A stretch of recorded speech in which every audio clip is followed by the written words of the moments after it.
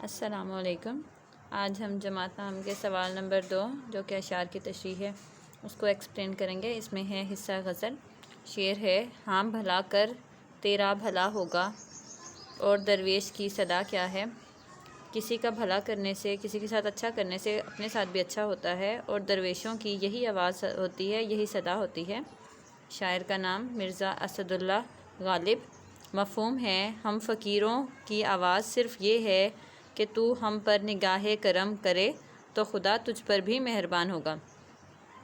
چونکہ یہ غزل ہے، غزل میں ایک عشق حقیقی پہ بات ہوتی ہے اور ایک عشق مجازی پہ بات ہوتی ہے، تو پہلے ہم بند میں اس کو عشق مجازی کے حساب سے دیکھیں گے، اس کے بعد عشق حقیقی کے حساب سے دیکھیں گے۔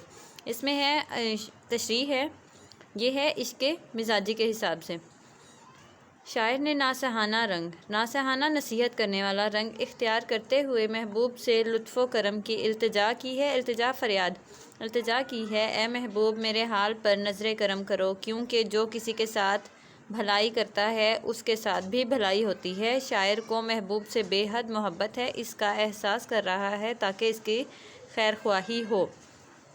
اس میں شعر ہے: ہم فقیروں کو بھی حسن کی خیرات ملے، جس کو دیتا ہے خدا راہ خدا دیتا ہے۔ جس کو اللہ تعالیٰ کی طرف سے کوئی نعمت ملتی ہے تو وہ دوسروں میں بھی تقسیم کرتا ہے۔ اب یہاں پہ بات ہو رہی تھی عشق مزاجی کی، یعنی کہ غزل کا مطلب ہی عورتوں سے باتیں ہیں، عورتوں کی باتیں ہیں، تو اس وجہ سے یہاں پہ اس کے محبوب کی بات ہوئی ہے۔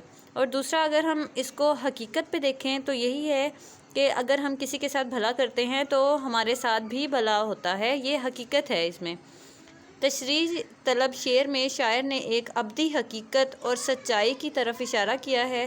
جو لوگ دوسروں کی بھلائی کا سوچتے ہیں، خدا ان لوگوں کی غیبی مدد کرتا ہے۔ حضرت علی رضی اللہ عنہ کا فرمان مبارک ہے: اگر تم زندہ رہنا چاہتے ہو تو اوروں کے لیے زندہ رہو۔ غالب نے اپنے اشعار میں زندگی کے حقائق کو بیان کیا ہے۔ اس میں ہے: انسان کو انسان سے گر پیار نہیں، انسان کو انسان سے گر پیار نہیں، انسان ہی کہلانے کا حقدار نہیں۔ یہ حقیقت پر ہے اور یہ عشق مزاجی پر ہے۔ یہ عشق حقیقی یا حقیقت پر کہہ سکتے ہیں، اور دوسرا یہ عشق مجازی پر ہے۔ اس طرح سے غزل کی آپ تشریح کر سکتے ہیں۔